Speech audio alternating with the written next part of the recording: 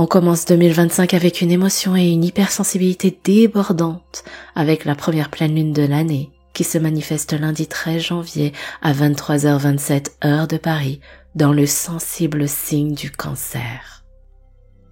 Certains d'entre vous ressentent une très belle énergie active et vous profitez de cet élan de renouveau pour avancer sur vos manifestations.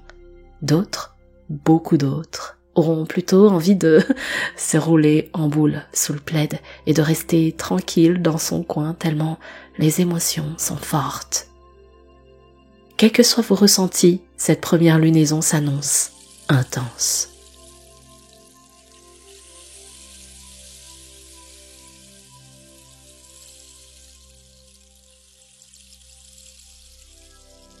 Namasté mes chers amis, je suis très heureuse de vous retrouver pour ce bulletin des énergies célestes dédié à la pleine lune en Cancer. C'est la première lunaison de 2025. Que vous me découvriez ou qu'on se connaisse déjà, soyez le bienvenu et sentez-vous à l'aise ici parce que j'ai créé cette chaîne pour vous, pour notre communauté. Mon prénom est San et je suis votre dévoué maître de méditation.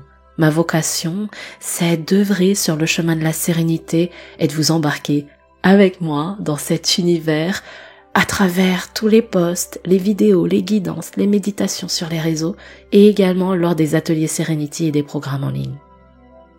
J'avais envie de vous confier qu'en ce moment autour de moi, il y a plusieurs de mes proches qui sont en transition professionnelle, que c'est pas facile pour eux et qu'il y a des moments où ils ressentent une perte de sens. Je cherche pas du tout à comparer ou à juger. Là n'est pas du tout la question de ma confession. J'avais envie de vous dire que parfois dans le parcours de Serenity Méditation, qui est plus que mon boulot, c'est ma vocation même dans ma vie personnelle, eh bien il y a eu des moments de doute et de difficulté.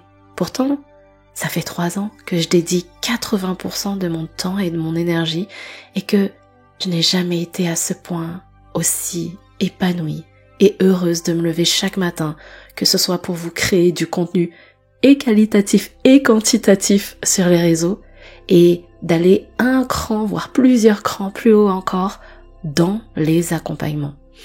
Et je voulais vous dire que de tout mon cœur, je vous remercie d'être là et pas là par rapport à mon ego, ça on s'en fiche, mais d'être là et de faire ces efforts pour transformer votre vie parce que je sais que c'est pas facile et vous le faites notamment en partie grâce à mes contenus et mes accompagnements. Merci à vous du plus profond de mon cœur. Je vous souhaite vous aussi de vivre cette passion, cet amour, beaucoup de joie et de la gratitude pour tous les rêves que vous souhaitez réaliser. C'est exactement ce que je ressens avec Serenity Méditation. Et si je continue sans avoir l'impression de forcer, mais toujours avec beaucoup de fluidité et du bonheur, c'est parce que j'ai vraiment à cœur que vous aussi, vous parveniez à ce stade d'épanouissement dans votre vie et dans votre quotidien. Voilà ce que j'avais envie de vous partager. C'est vraiment grisant de pouvoir se réveiller chaque matin avec beaucoup de bonheur et de joie, de se dire « Waouh, je suis en train de vivre la vie de mes rêves » et c'est vraiment ce que je vous souhaite les amis.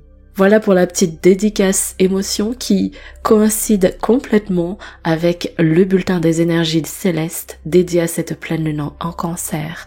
Et si je vous partage ça, c'est parce que mon cœur déborde en ce moment d'émotion et de sensibilité et de beaucoup de gratitude de pouvoir être ici avec vous. Si vous ne faites pas partie de notre belle communauté, vous pouvez vous abonner et activer la cloche de notification pour qu'on continue tous ensemble sur ce magnifique chemin de la sérénité. Bien, il est temps de commencer notre épisode. Prenez le temps d'installer votre espace avec des cristaux, des pierres, pourquoi pas une bougie blanche ou de l'encens ou encore mieux si vous avez des huiles essentielles. Et préparez-vous également une boisson chaude ou fraîche selon là où vous êtes dans le monde, quelque chose de réconfortant et un bon plaid. Soyez à l'aise, vraiment soyez à l'aise avec cette pleine lune en Cancer qui est une invitation à entrer dans notre cocon intérieur.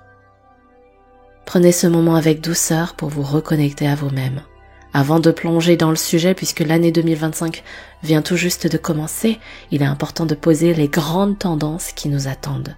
Cette année s'annonce riche en bouleversements, avec un cosmos qui est en pleine effervescence. Astrologiquement, numérologiquement et énergétiquement, 2025 est un millésime qui sera exceptionnel. Les planètes lentes vont transiter dans de nouveaux secteurs. C'est un phénomène rare qui marque une grande phase de transition. On a déjà commencé en 2024 avec Pluton, la planète des transformations profondes, qui est passée chez le Verseau et qui y restera pendant 20 ans.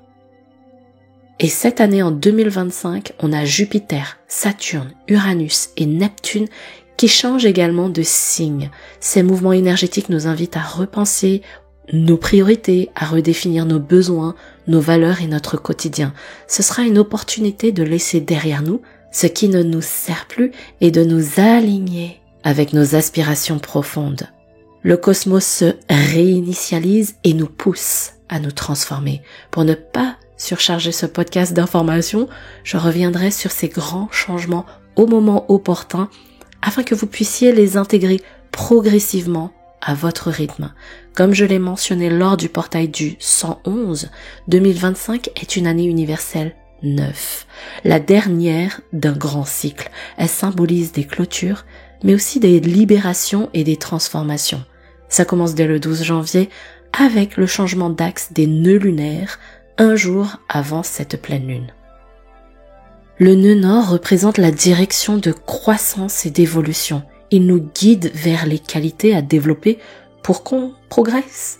Le nœud sud, lui, reflète les schémas du passé, nos zones de confort, ou plutôt de plan-plan, mais aussi les habitudes qu'on veut dépasser. Ces nœuds changent de signe environ tous les 18 mois, en influençant aussi bien les thématiques sur le plan collectif qu'au niveau individuel.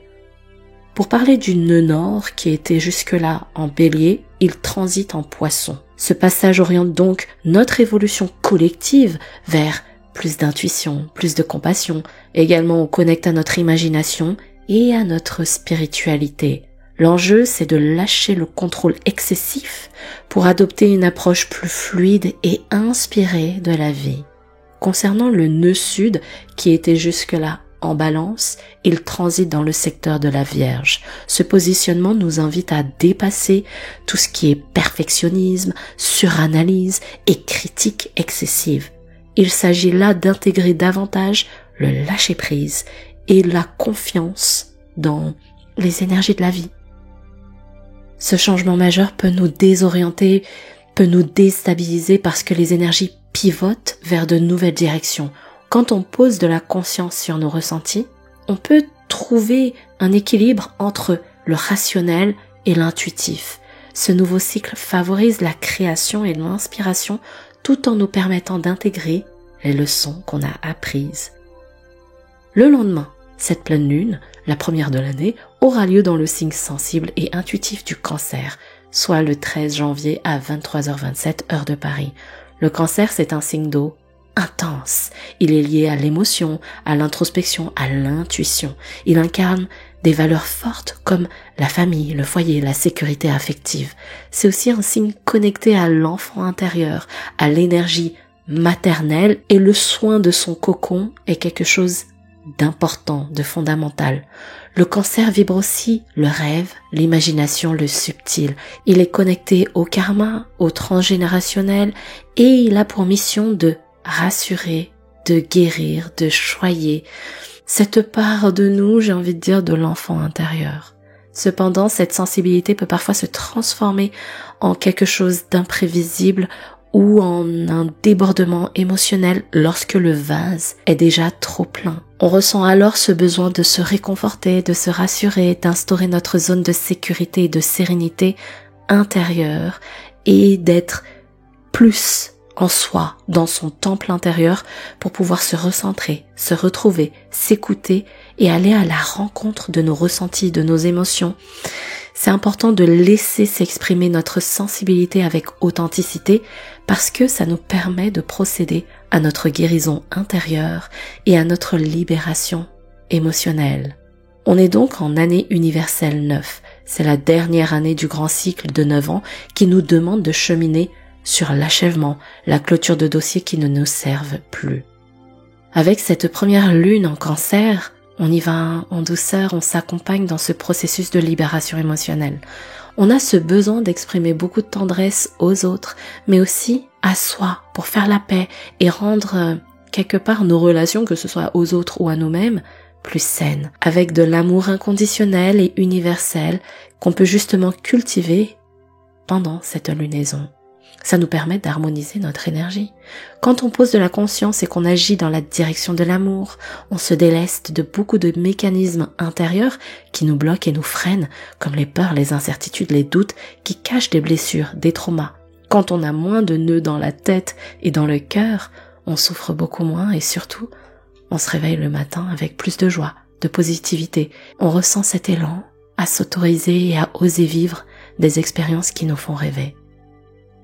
Avec cette lunaison, on passe à une phase de procréation énergétique où les graines qu'on a semées lors de la nouvelle lune commencent à prendre vie. Elle met aussi l'accent sur nos relations familiales, amicales, collectives, de couple, mais surtout la relation avec nous-mêmes et notre enfant intérieur. Je me répète, mais vraiment, cette pleine lune est le moment idéal pour procéder à cette guérison intérieure et à cette libération émotionnelle. Et d'ailleurs, elle se réalise dans l'axe Cancer-Capricorne, avec le Cancer, donc signe d'eau gouverné par la Lune, qui met en avant les émotions, les relations, le foyer, et le Soleil en Capricorne, signe de terre gouverné par Saturne, qui incarne l'ambition, la structure, la vie matérielle. Ces énergies opposées nous invitent à trouver l'équilibre entre nos relations personnelles et nos ambitions professionnelles.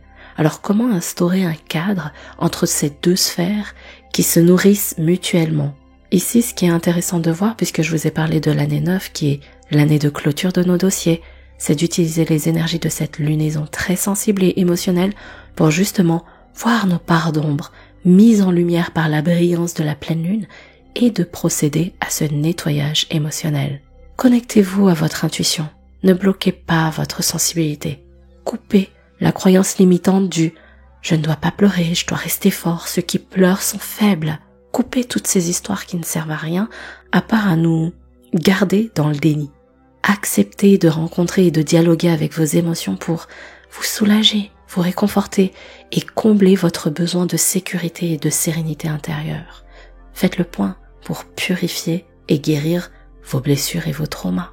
C'est véritablement le moment idéal pour ça, surtout avec les pleines lunes qui exacerbent nos émotions. Laissez-les s'exprimer. Et on ajoute une couche avec Mars qui rétrograde en Cancer depuis le 6 janvier. Les émotions sont amplifiées.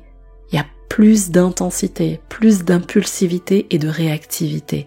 On peut ressentir un pressentiment de changement nécessaire, mais c'est important d'essayer d'éviter les réactions qui peuvent être virulentes. Et heureusement, on a un bel aspect avec Neptune en Poisson qui apporte cette dimension spirituelle, cette influence qui nous pousse à faire preuve de compassion et à écouter notre intuition pour rêver en grand.